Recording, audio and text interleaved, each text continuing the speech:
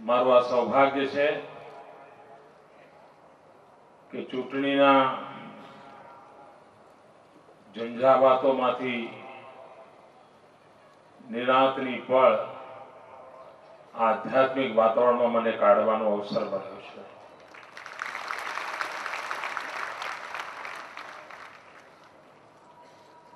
કેટલો મોટો કોન્ટ્રાસ્ટ હશે તમે સમજી શકતા હશો.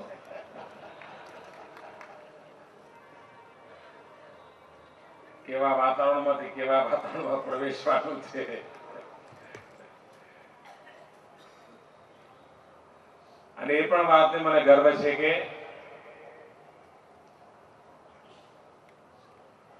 મુખ્યમંત્રી તરીકે શપથ લીધા પછી જાહેરમાં પહેલો કાર્યક્રમ મને એવી જગ્યાએ જવાનો અવસર મળ્યો છે કે જેના કારણે હું જીવનની ધન્યતા અનુભવું છું. 2001માં હું જ્યારે પહેલી વાર મુખ્યમંત્રી બન્યો અને મુખ્યમંત્રી બન્યાના ત્રીજા દિવસે મેં જે પહેલો કાર્યક્રમ કર્યો હતો એ પહેલો કાર્યક્રમ હતો નર્મદાના વધામણાનો. માતા નર્મદા કેનાલમાં આવે એના વધામણાનો મને અવસર મળ્યો હતો અને એ પળે મને જે આનંદ હતો ઈશ્વરે મારે માટે એક ઉમદા કામ શોધી રાખ્યું હતું અને આવતાની સાથે મને એ કામ કરવાનું સૌભાગ્ય મળ્યું હતું. આજે 2012માં કંઈક ઈશ્વરી સંકેત હશે કે જે પૂજ્ય જોગીજી મહારાજને આશીર્વાદથી મારી રાજનીતિક જીવનની શરૂઆત થઈ હતી. આજે એ સદગુરુ વંદનાના કાર્યક્રમથી મારી એક વધારાની ટર્મ નો આરંભ થઈ ગયો છે. આ કોઈ ઈશ્વરીય સંકેત હોય ત્યારે બનતું હોય છે, નહીં તો કે આવો જોગાનું જોગ ન થાય. અહીંયા પૂજ્ય માધવપ્રિયદાસજીએ પ્રારંભમાં એમ કહ્યું કે નરેન્દ્રભાઈ હેટ્રિક કરીને આવ્યા છે.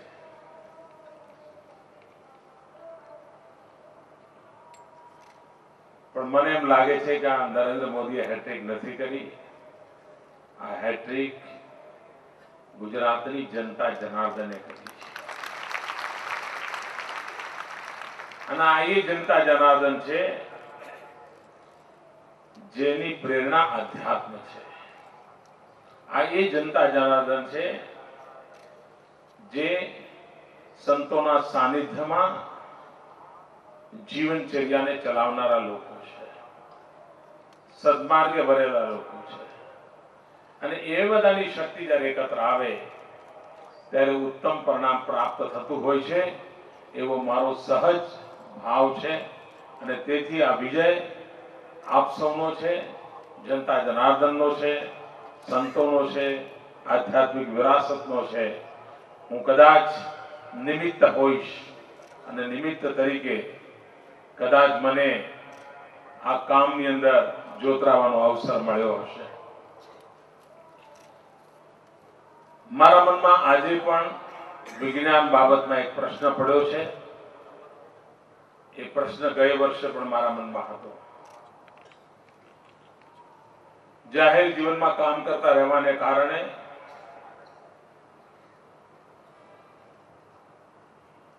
મૃત્યુને જોવું, મૃતાત્માનો જોવા, દેહને જોવું, આવા બધા ઘણા પ્રસંગો આવ્યા છે. જીવનમાં એક સમય એવો હતો કે મેં એક એવું મૃત્યુ જોયું હતું કે જે મારા એક અત્યંત નિકટના સ્વજન, હું ગાડી ડ્રાઈવ કરતો હતો, મેં ગપ્પા મારતા મારતા જતા હતા અને અચાનક હું વાત કર્યા કરતો હતો ને એમણે મારા ખભા પર એમનું શરીર ઢાળી દીધેલું અને શરીર ઢાળ્યા પછી મને ખબર પડી કે હવે રહ્યા નથી. એટલું સહજતાથી પણ મેં મૃત્યુને નિકટથી જોયેલું છે. પરંતુ પહેલી વાર પૂજ્ય જોગી સ્વામીના દેહને મેં જોયો અને એ દિવસે મેં માધવપ્રભુદાસજી મહારાજને કહ્યું હતું કે આ કોઈ અદ્ભુત બાબત છે કે મૃત્યુ પછીની શરીર પરની જે કઈ પ્રક્રિયાઓ થતી હોય છે, જે વૈજ્ઞાનિક બાયોટેકનોલોજીનો મુદ્દો છે, એવી કોઈ બાબતો પૂજ્ય જોગી સ્વામીના દેહ પર અસર નહોતી કરતી. અંતિમ સમાધિ સુધી આખી જે એમની શરીરની અવસ્થા હતી, પોતે તો નહોતા, દેહ છોડી ચૂક્યા હતા અને લગભગ મારા હિસાબે 24 કલાક કરતા વધારે સમય વીતી ગયો હતો અને તેમ છતાંય કોઈ પણ વિજ્ઞાનના નિયમો એમના શરીરને સ્પર્શતા નહોતા. એ મારા મનમાં આજે પણ કોયડો છે. કોઈક એવી બાબત હશે કે જેના કારણે અત્યંત નિર્મળ અને પવિત્ર, અને તે પણ 107 વર્ષ પછી સાવ બધું જતું રહ્યું હોય, તેમ છતાંય એક મોટી બાબત મારા મનમાં આજે પણ એક અસર કરનારી છે. આજે પણ દુનિયામાં એવી ચર્ચા છે કે ભાઈ સેવાના ક્ષેત્રમાં સૌથી મોટી કોઈ પ્રવૃત્તિ હોય તો મિશનરી પ્રવૃત્તિ છે. પણ ખૂબ ઓછા લોકોનું ધ્યાન હશે કે આ દેશમાં સંતો મહંતો દ્વારા લોક કલ્યાણની, લોક સેવાની અને લોક ઉત્થાનની જે પ્રવૃત્તિઓ ચાલે છે, જેનો જગતમાં કોઈ જોટો નથી.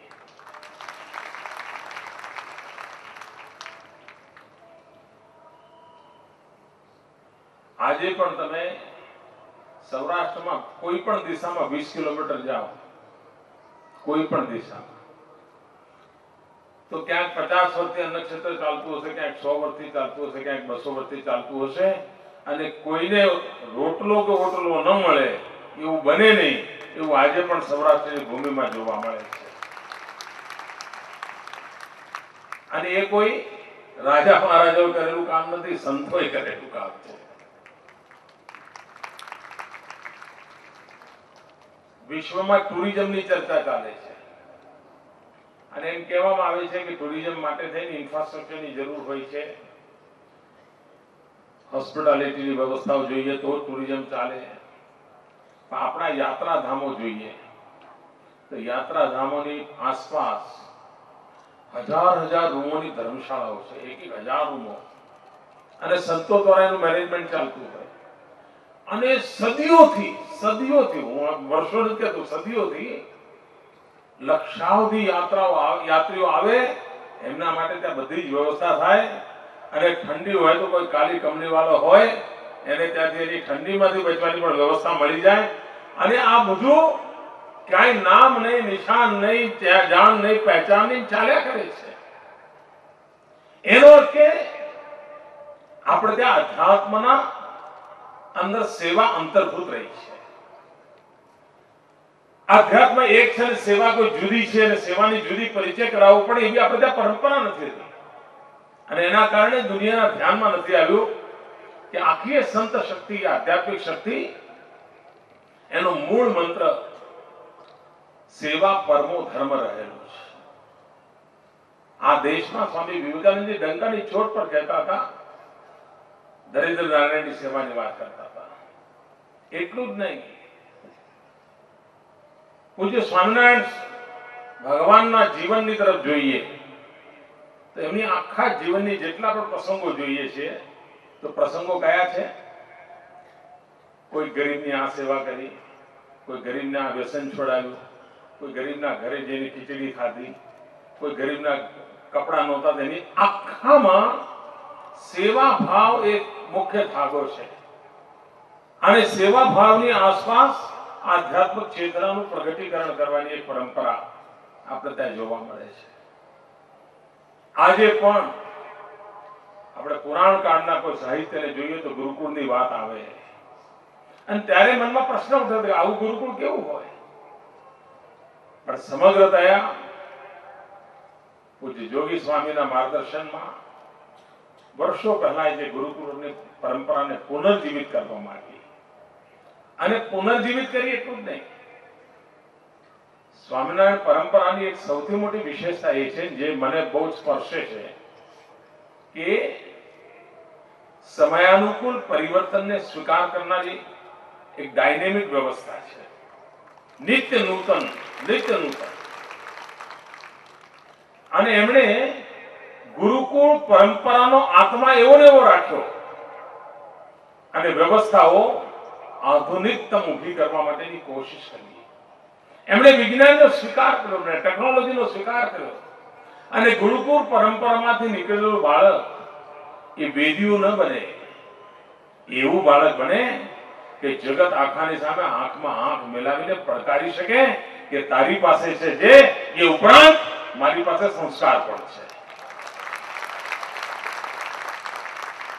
આજે જે +1 વાળી વાત છે, વિશ્વની કોઈ પણ જગ્યાએથી માણસ જ્ઞાન પ્રાપ્ત કરી શકે, માહિતી પણ પ્રાપ્ત કરી શકે, ટેકનોલોજીનું શિક્ષણ પણ લઈ શકે, ટેકનોલોજીના ઉપકરણો પણ લઈ શકે, પણ એક +1 ની વાત જે છે, અને +1 એટલે આધ્યાત્મિક વિરાસત, +1 એટલે જીવનના મૂલ્યો, +1 એટલે સંસ્કાર સરિતા. અને આ બધાને અહીંયા અનેક ગુરુકુળમાંથી ભણેલા લોકો, વિદેશમાં જઈને સેટલ થયેલા લોકો અહીંયા બેઠા છે. એવા લોકો બેઠા છે જેમને પણ જીવનમાં 1 રૂપિયામાં ભણવાનો અવસર મળ્યો છે. કદાચ જયારે ભણતા હશે ગુરુકુળમાં ઠંડા પાણીથી નાવું પડ્યું છે, એમને અકળામણ થઈ હશે અને એ વખતે કદાચ સંતો પ્રત્યે નારાજગી પણ વ્યક્ત કરતા હશે અને સંતો સામે મોં છુપાવીને બીજા રૂમમાં ભાગી જતા હશે. આ બધું થયું હશે, અહીં બેઠેલામાંથી ઘણા હશે. પણ આજે એ મૂડીનું ગર્વ કરતા હશે. બધા લોકો પોતાના સંતાનોને કહેતા હશે કે તું શું વાત કરે છે, હું તો આવી રીતે ભણ્યો છું. તું શું વાત કરે છે, મારે તો ગુરુકુળમાં આ કામ કરવું પડતું હતું. અરે તને તું તો સોનાનો ચમચો લઈને જન્મ્યો છું એટલે તને દુઃખ શું કહેવાય ખબર નથી. અમે સંતોની વચ્ચે આવી રીતે જીવન જીવ્યા છીએ અને સંતો આટલું કષ્ટ ઉઠાવતા હતા, અમે ભણીએ ના માટે. આવા પ્રસંગો અહીં બેઠેલા અનેક ભક્તો જે ગુરુકુળમાંથી ભણીને નીકળ્યા છે એ પોતાના સંતાનોને કહેતા હશે અને સંતાનોને પ્રેરણા આપવા માટે આ સંતોના સાનિધ્યને વાગોળતા હશે, મને પૂરો વિશ્વાસ છે. આ નાની બાબતો નથી ભાઈ, આ બધી નાની બાબતો નથી. આટલી મોટી વિરાસત, એટલો મોટો ધોધ છે, એટલો મોટો પ્રવાહ છે, જે પ્રવાહમાં આચમન લેવાનો જેને અવસર મળે એનું જીવન ધન્ય બની જતું હોય છે. અને આજે જયારે સદગુરુ વંદના માટે બેઠા છે ત્યારે પૂજ્ય જોગી સ્વામીનો આત્મા જ્યાં હશે ત્યાં એમને એક વાતનો જરૂર સંતોષ હશે કે એમણે આટલા બધા વર્ષોની જે તપશ્ચર્યા કરી હતી એ હજુ પણ વટવૃક્ષ બનીને વિકસી રહી છે, વિસ્તરી રહી છે અને અનેક લોકોના જીવનની અંદર આધ્યાત્મના નવકલ્પિત કરવા માટેનું કામ કરી રહી છે. એમના આત્માને અભૂતપૂર્વ શાંતિ મળતી હશે, મને પૂરો વિશ્વાસ છે. ચૂંટણીના પડઘમ જ્યારે વાગતા હતા, યુદ્ધના મેદાનમાંથી અધવચ્ચે હું અહીંયા આવ્યો હતો. સામાન્ય રીતે એ સંજોગોમાં બધું પાલવે નહીં, પણ મને ઘણીવાર એમ થાય કે તકલીફમાં પણ બેંકમાં પૈસા મૂકીને બચત કરી હોય તો લાંબા ગાળે કામ આવે.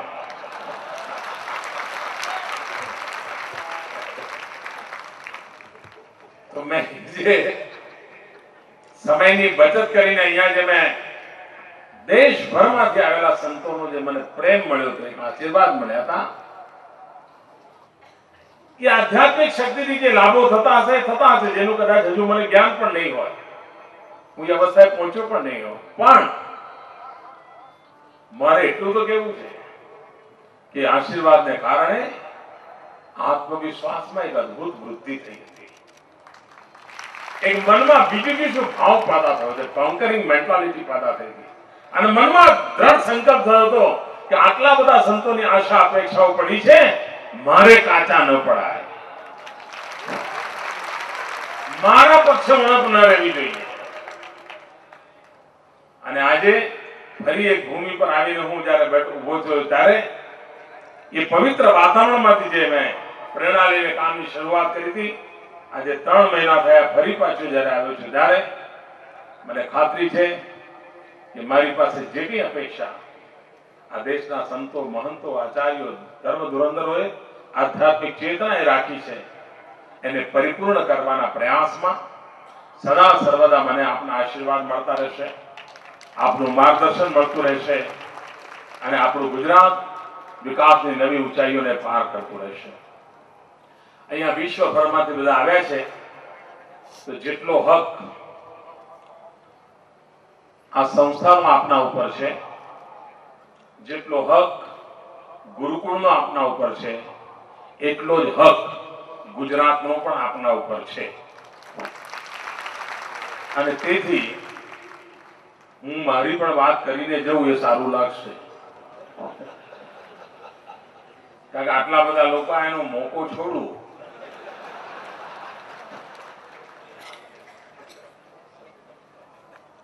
આપણે બધાને ખબર છે, આમ તો આ સિઝનમાં વિશ્વભરમાંથી આપણા બધા સ્વજનો અહીં આવતા હોય છે. જાન્યુઆરી મહિનામાં દર 2 વર્ષે આપણે vibrant Gujarat global investor summit કરતા હોઈએ છીએ. આ વખતે પણ 11-12 જાન્યુઆરી ગાંધીનગર મહાત્મા મંદિરમાં વિશ્વ કક્ષાની એક વિકાસ માટેની પરિષદ થઈ રહી છે. મારો અંદાજ છે દુનિયાના 100 કરતા વધારે દેશના લોકો આવશે.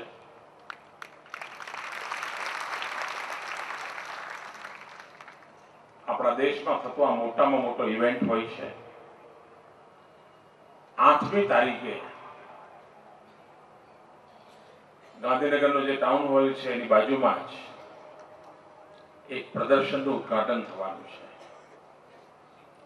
ભારતની અંદર આવડી મોટી સાઈઝનું એક્ઝિબિશન ક્યારે ન થયું, એવડું મોટું એક્ઝિબિશન થઈ રહ્યું છે. દુનિયાના અનેક દેશના લોકો એમાં ભાગીદાર થઈ રહ્યા છે. ભારતના અનેક રાજ્યો ભાગીદાર થઈ રહ્યા છે. જગત ક્યાં છે અને કેવી રીતે બદલાઈ રહ્યું છે એની સંપૂર્ણ સમજ મળે એવું માહિતીથી સભર 8મી તારીખથી આ પ્રદર્શન શરૂ થઈ રહ્યું છે. 13મી તારીખ સુધી એ ચાલવાનું છે. વિશ્વભરમાંથી આવેલા મહેમાનોને મારી વિનંતી છે કે 8 તારીખથી ખુલ્લું મુકાનાર એ પ્રદર્શન એને જોયા વગર આપ જતા નહીં, કારણ કે આપ જ્યાં જશો ત્યાં લોકો જરૂર ગુજરાતનું પૂછશે અને તમને પછી એવું ના થાય કે તમે ગુજરાતના છો માહિતી નથી, એટલે તમને તકલીફ ના પડે એટલા માટે આપ જરૂર એનો લાભ લેજો. ભાઈઓ બહેનો, જેમને નવી પેઢીને લઈને આવ્યા હોય, કુટુંબ કબીલા સાથે હરવા ફરવાનો કાર્યક્રમ બનાવ્યો હોય, એમને મારી વિનંતી છે કે આપણું જરૂર કચ્છનું સફેદ રણ જોવું જોઈએ.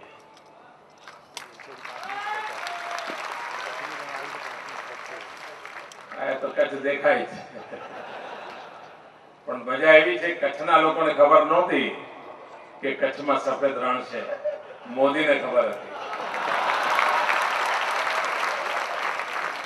અને મેં જગત આખાને મજબૂર કર્યું કે સફેદ રણ જુઓ. અને દુનિયાને ચાંદની રાતમાં તાજમહેલ જોવાનું જેટલું આકર્ષણ થાય એના કરતા વધારે આકર્ષણ ચાંદની રાતમાં કચ્છનું સફેદ રણ જોવાનું થાય એવી મેં સ્થિતિ પર આવી. અને હું તો જ્યારે જ્યારે રણના વિશાળ અલગ પર ફરતો હોઉં છું ત્યારે મને હંમેશા લાગ્યું છે કે તમે હિમાલયના ઉત્તમ શિખરો પર જઈને એક આધ્યાત્મની અનુભૂતિ કરો. કચ્છના આ વિરાટ રણની અંદર જ્યારે એકલા અતુલા માઇલો અંદર ચાલ્યા જાઓ એવી જ અનુભૂતિ થતી હોય છે. એવું એક અદ્ભુત સ્થાન છે. મારો આગ્રહ છે આપને સમય હોય એનું ઓનલાઈન બુકિંગ વગેરે થતું હોય છે, જોઈ લેજો, પણ જરૂર જવા જેવું છે. તો હું અને સ્વભાવે હું જેમ એક વેપારીને પોતાના વેપાર ધંધાના વિકાસની સતત ચિંતા હોય છે, એમ મને 24 કલાક 365 દિવસ ગુજરાતના વિકાસ સિવાય કઈ સૂચતું નથી. એટલે આ આધ્યાત્મિક જગ્યાએ આવીને પણ હું મારો મોહ રોકી ન શક્યો અને આપણે પણ એમાં જોતરવાનું ચૂક્યો નહીં. અને મને લાગે છે કે મારું એ જ આધ્યાત્મ છે. મારા ગુજરાતના ગરીબના આંસુ લૂછવા એ જ મારું આધ્યાત્મ છે. મારા ગુજરાતના ગરીબના ઘરની અંદર વિકાસનો દીવો પ્રગટે એ જ મારું આધ્યાત્મ છે. મારા ગુજરાતની ગરીબમાં ગરીબ દીકરી ભણે એ મારું આધ્યાત્મ છે. મેં મારા આધ્યાત્મના રૂપમાં સજાવેલું છે. એટલા માટે આ આધ્યાત્મની મારી જે હવે આધ્યાત્મના ક્ષેત્રે આ મારું કામ છે એને હું આધ્યાત્મ માનીને કરી રહ્યો છું. ત્યારે પૂજ્ય સંતોના આશીર્વાદ મળે, આપ સૌનો સહયોગ મળે, મારું માન સન્માન ગૌરવ થયું એ બદલ ફરી એકવાર હું સૌ સંતોનો ઋણી છું. ફરી એકવાર આપ સૌને જય સ્વામિનારાયણ.